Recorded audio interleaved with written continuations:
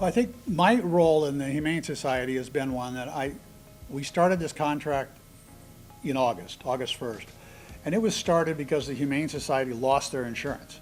For whatever reason, they probably had some lawsuits and they lost their insurance, which meant they could no longer be the dog catcher in Grand Island. And so they lost their contract with the city when they lost their insurance. And it was something that they had did, and so it's had nothing to do with the city. But once we did this emergency contract with them for kenneling, just for kenneling. And so all they're doing is providing a kennel for 3 days. While the city has animal control responsibility, we do not have any statutory authority to be the Humane Society. So we need a very vibrant and active Humane Society separate from the city. And on the city side, we need to have the police department has went in and become the animal control officers, and we've done all of those things. And so I'm grateful that we did this quick contract to do the kenneling out there, but it's a sweetheart deal.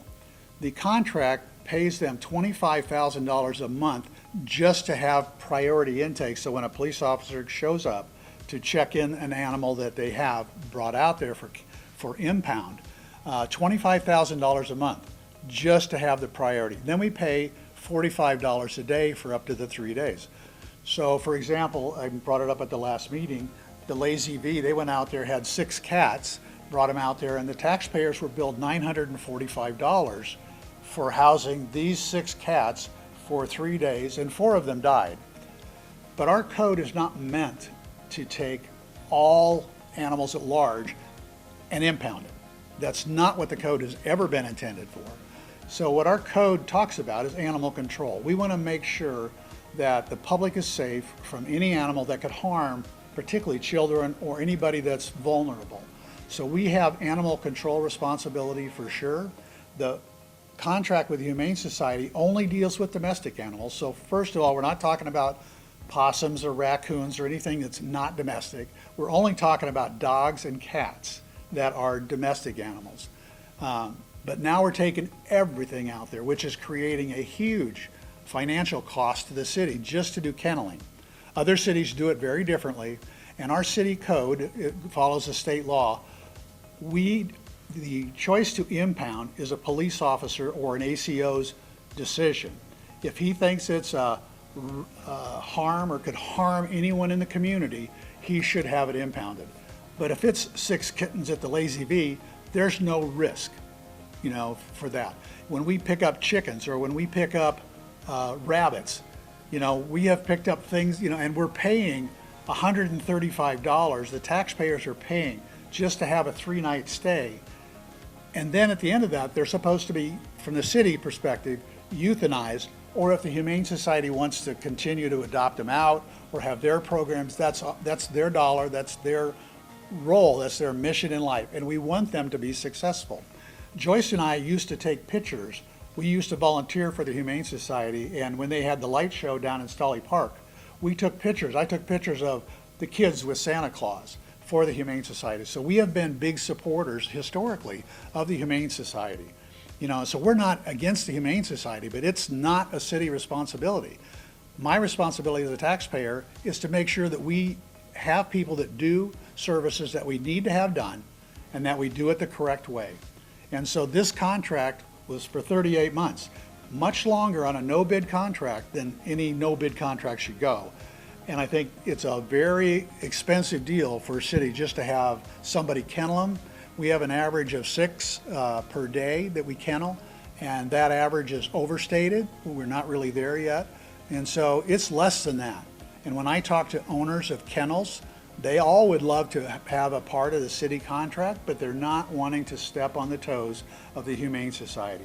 And so now that the Humane Society has told the city that they want to terminate the contract, I'm hopeful that we go back out, get actual bids, and then actually provide services from somebody who wants to provide it at a fee that they're willing to provide it for, and not have all of these challenges. But in the last meeting, the invoice that came from the Humane Society was for $19,125. We ended up paying $4,500 plus a credit that we had with them. That's a big difference. That was more than double billed what was appropriate according to our legal staff.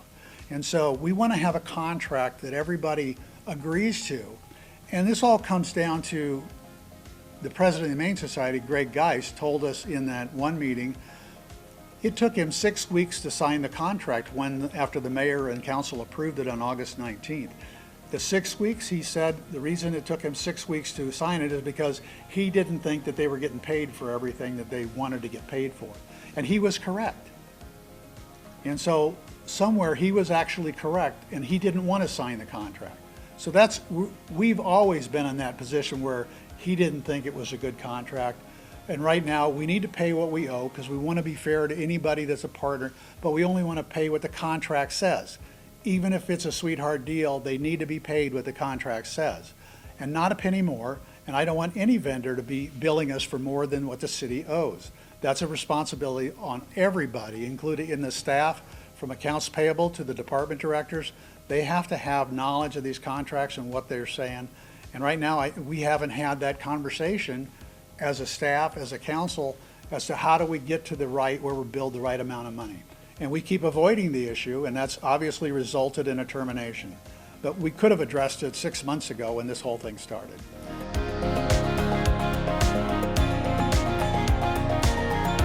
Well, I can only imagine the Humane Society is struggling to go from a $600,000 a year contract that they lost because they lost their insurance.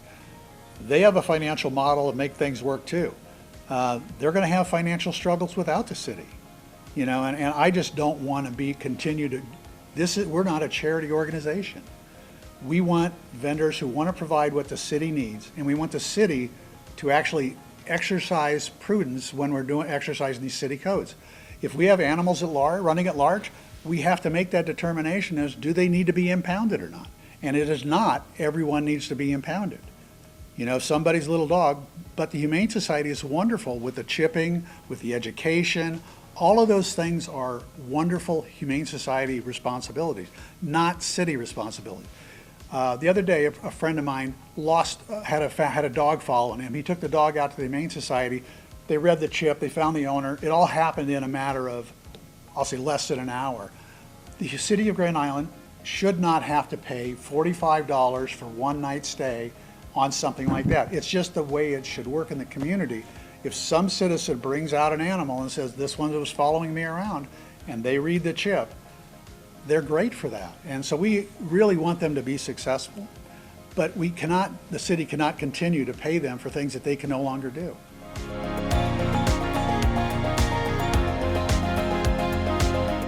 I think kenneling of a domestic animal is pretty simple.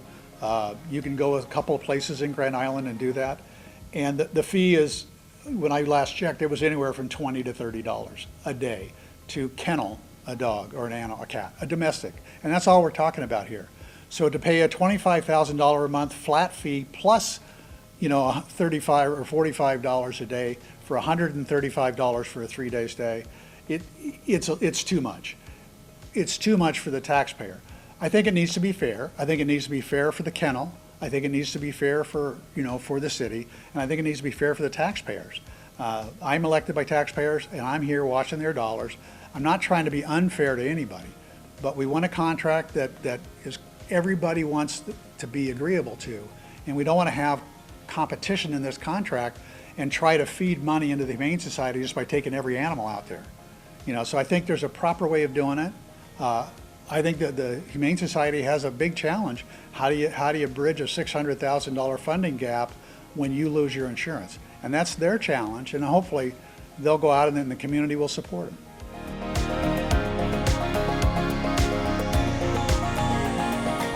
I think the RFP is required. I mean, you need to go out and bid it out. And right now, you need to bid it out. You need to have a fair price. We do this a million times a day. As I say, there's almost $1 million a day that we spend as a city. And so we do this process very easily and all the time, doing procurement and where do we spend the right amount of money. I want everybody to have a chance to bid on the kenneling side of this. I don't know if we're going to go back out and try to get anybody else to do animal control. I think that's in the police department right now. So right now it's only about the kenneling. And I think we're just looking to do the RFP, find out people that are interested. And if not, other cities just have kennels outside the police station. It's a 3-day stay, so then what you do is the process is you have a veterinarian on staff, where you either hire them or have contract with a veterinarian to come out and make sure that they're taken care of during these 3 days.